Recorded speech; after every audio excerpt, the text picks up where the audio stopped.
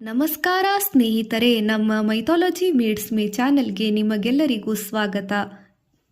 ರಾಮೇಶ್ವರಂ ದೇವಾಲಯ ಪುರಾಣವು ರಾಮಾಯಣದೊಂದಿಗೆ ಆಳವಾದ ಸಂಬಂಧ ಹೊಂದಿದೆ. ರಾವಣನನ್ನು ಸಂಹರಿಸಿದ ನಂತರ ಬ್ರಾಹ್ಮಣನಾದ ರಾವಣನನ್ನು ಕೊಂದ ಪಾಪದ ಬ್ರಹ್ಮಹತ್ಯಾ ದೋಷ ನಿವಾರಿಸಿಕೊಳ್ಳಲು ಶ್ರೀರಾಮನು ಹನುಮಂತನನ್ನು ಕೈಲಾಸದಿಂದ ಶಿವಲಿಂಗ ತರಲು ಕಳುಹಿಸಿದರು. ಅಷ್ಟರಲ್ಲಿ ಸೀತೆಯೊಂದಿಗೆ ಮರಳಿನಿಂದ ಶಿವಲಿಂಗ ರಾಮಲಿಂಗ ನಿರ್ಮಿಸಿ ಪೂಜಿಸಿದ ಪವಿತ್ರ ಸ್ಥಳವಿದು. ಇದು ದಕ್ಷಿಣ ಕಾಶಿ ಎಂದು ಪ್ರಖ್ಯಾತವಾಗಿದೆ.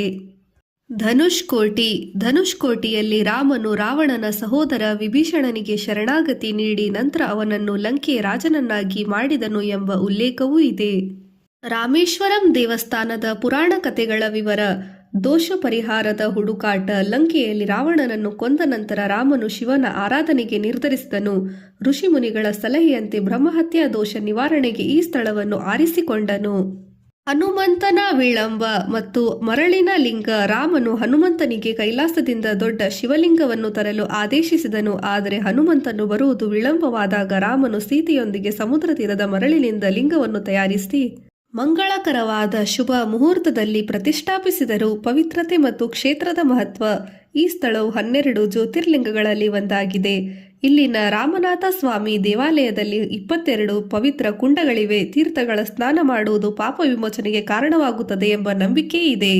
ರಾಮೇಶ್ವರಂ ದೇವಸ್ಥಾನವು ಇತಿಹಾಸದಲ್ಲಿ ಶ್ರೀರಾಮನು ರಾವಣನನ್ನು ಸಂಹರಿಸಿದ ನಂತರ ಬ್ರಹ್ಮಹತ್ಯಾ ದೋಷ ಬ್ರಾಹ್ಮಣನನ್ನು ಕೊಂದ ಪಾಪದಿಂದ ಮುಕ್ತಿ ಪಡೆಯಲು ಶಿವಲಿಂಗವನ್ನು ಪ್ರತಿಷ್ಠಾಪಿಸಿದ ಕಥೆಯೊಂದಿಗೆ ಬೆಸೆದುಕೊಂಡಿದೆ. ಅಗಸ್ತ್ಯ ಮಹರ್ಷಿಗಳ ಸಲಹೆಯಂತೆ ರಾಮನು ಈ ಸ್ಥಳವನ್ನು ಆಯ್ಕೆ ಮಾಡಿದನು ಮತ್ತು ಹನುಮಂತನ ವಿಳಂಬ ಮಾಡಿದಾಗ ಸೀತಾದೇವಿ ಮರಳಿನಿಂದ ಮಾಡಿದ ಲಿಂಗವನ್ನು ಪ್ರತಿಷ್ಠಾಪಿಸಿದನು. ಇದನ್ನು ಈಗಿನ ರಾಮನಾಥ ಸ್ವಾಮಿ ದೇವಾಲಯ ಎಂದು ಸಹ ಕರೆಯಲಾಗುತ್ತದೆ. ರಾಮೇಶ್ವರಂ ದೇವಸ್ಥಾನದ ಹಿಂದಿನ ಮುಖ್ಯ ಕಥೆ. ದೋಷ ಪರಿಹಾರ. ಲಂಕಾಯುದ್ಧದ ನಂತರ ರಾವಣನ ಸಂಹಾರದಿಂದಾಗಿ ರಾಮನ ಬ್ರಹ್ಮಹತ್ಯಾ ದೋಷ ಅಂಟಿತು. ಈ ಪಾಪದಿಂದ ಮುಕ್ತಿ ಪಡೆಯಲು ಶಿವನ ಆರಾಧನೆ ಮಾಡಲು ರಾಮನು ನಿರ್ಧರಿಸಿದನು. ಹನುಮಂತನ ವಿಳಂಬ ಮತ್ತು ಮರಳಿನ ಲಿಂಗ. ರಾಮನು ಹನುಮಂತನಿಗೆ ಕೈಲಾಸದಿಂದ ದೊಡ್ಡ ಶಿವಲಿಂಗವನ್ನು ತರಲು ಹೇಳಿದ್ದನು. ಆದರೆ ಹನುಮಂತನು ಬರುವುದು ತಡವಾದ ಕಾರಣ ಸೀತಾದೇವಿಯು ಆ ಸ್ಥಳದಲ್ಲಿದ್ದ ಮರಳಿನಿಂದ ಒಂದು ಸಣ್ಣ ಶಿವಲಿಂಗವನ್ನು ತಯಾರಿಸಿದಳು. ರಾಮನು ಆ ಮರಳಿನ ಶಿವಲಿಂಗವನ್ನು ಪೂಜಿಸಿದನು. ವಿಶ್ವಲಿಂಗ ಮತ್ತು ರಾಮಲಿಂಗ. ಹನುಮಂತನು ತಂದ ದೊಡ್ಡ ಕಪ್ಪು ಕಲ್ಲಿನ ಲಿಂಗವನ್ನು ವಿಶ್ವಲಿಂಗ ಎಂದು ಸಹ ಕರೆಯಲಾಗುತ್ತದೆ.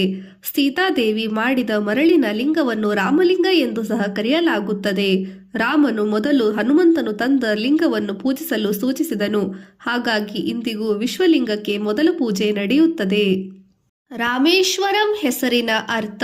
ರಾಮನಿಂದ ಆರಾಧಿಸಲ್ಪಟ್ಟ ಈಶ್ವರ, ಶಿವ ಎಂದರ್ಥ. ದೇವಸ್ಥಾನದ ಇತಿಹಾಸ ಮತ್ತು ಪ್ರಮುಖಾಂಶಗಳು. ನಿರ್ಮಾಣ. ಈ ದೇವಸ್ಥಾನದ ಆರಂಭಿಕ ರಚನೆಯನ್ನು 12ನೇ ಶತಮಾನದಲ್ಲಿ ಶ್ರೀಲಂಕಾದ ರಾಜ ಪರಾಕ್ರಮಬಾಹು ವಿಸ್ತರಿಸಿದನು. ಶಿಲ್ಪಕಲೆ. ದೇವಸ್ಥಾನವು ದ್ರಾವಿಡ ಶೈಲಿಯ ವಾಸ್ತುಶಿಲ್ಪಕ್ಕೆ ಹೆಸರುವಾಸಿಯಾಗಿದೆ ಮತ್ತು ವಿಶ್ವದ ಅತಿದೊಡ್ಡ ಕಾರಿಡಾರ್ಗಳನ್ನು 1212 ಕಂಬಗಳ ಮೇಲೆ ನಿಂತಿರುವ ಮಂಟಪ ಹೊಂದಿದೆ. ತೀರ್ಥಗಳು. ದೇವಾಲಯದ ಆವರಣದಲ್ಲಿ 22 ಪವಿತ್ರ ತೀರ್ಥಗಳು, ಬಾವಿಗಳು ಸ್ಥಾನವಿದೆ. ಇವುಗಳನ್ನು ರಾಮನು ತನ್ನ ಬಾಣದಿಂದ ಸೃಷ್ಟಿಸಿದನು ಎಂಬ ನಂಬಲಾಗಿದೆ. ಸ್ಥಳ.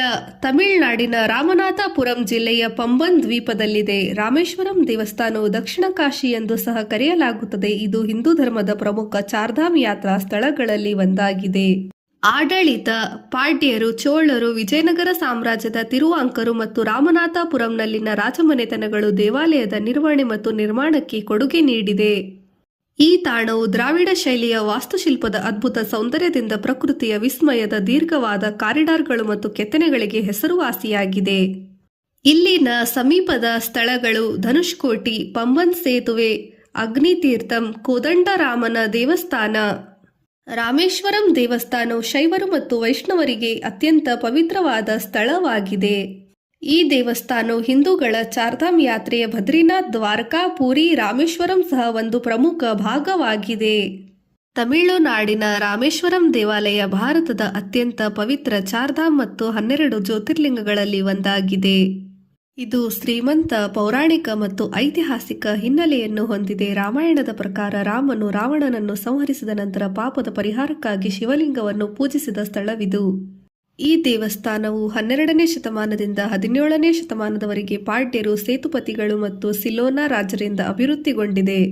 ದೇವಾಲಯದ ಅಭಿವೃದ್ಧಿ. ಮೂಲತಃ ಹುಲ್ಲಿನ ಗುಡಿಸಲಿನಲ್ಲಿದ್ದ ದೇವಾಲಯವು 12ನೇ ಶತಮಾನದಲ್ಲಿ ಸಿಲೋನ ರಾಜ ಪರಕೀರಾಮ ಬಾಗು ಅವರಿಂದ ಕಲ್ಲಿನ ನಿರ್ಮಾಣವನ್ನು ಕಂಡಿತು. ತದನಂತರ 17ನೇ ಶತಮಾನದಲ್ಲಿ ಸೇತುಪತಿ ರಾಜರು ಮತ್ತು ಮದುರೈನ ನಾಯಕರು ದೇವಸ್ಥಾನದ ಪ್ರಸ್ತುತ ಅದ್ಭುತ ವಾಸ್ತುಶಿಲ್ಪವನ್ನು ಮತ್ತೆ ಪೂರ್ಣಗೊಳಿಸಿದರು. ಶ್ರೀರಾಮನ ಸೇತುವೆ. ಲಂಕೆಗೆ ತಲುಪಲು ಶ್ರೀರಾಮನು ನಿರ್ಮಿಸಿದ ಸೇತುವೆ ರಾಮ ಸೇತುವೆ 1480ರಲ್ಲಿ ಚಂಡಮಾರುತ ಬರುವವರೆಗೂ ಕಾಲ್ನಡಿಗೆಯಲ್ಲಿ ಸಾಗಲು ಯೋಗ್ಯವಾಗಿತ್ತು ಎಂದು ಉಲ್ಲೇಖವಿದೆ. ಧನುಷ್ಕೋಟಿ. ಧನುಷ್ಕೋಟಿಯಲ್ಲಿ ರಾಮನು ರಾವಣನ ಸಹೋದರ ವಿಭೀಷಣನಿಗೆ ಶರಣಾಗತಿ ನೀಡಿ ನಂತರ ಅವನನ್ನು ಲಂಕೆಯ ರಾಜನನ್ನಾಗಿ ಮಾಡಿದನು ಎಂಬ ಉಲ್ಲೇಖವೂ ಇದೆ. ರಾಮೇಶ್ವರಂ ಹೆಸರಿನ ಅರ್ಥ ರಾಮನಿಂದ ಆರಾಧಿಸಲ್ಪಟ್ಟ ಈಶ್ವರ, ಶಿವ ಎಂದರ್ಥ.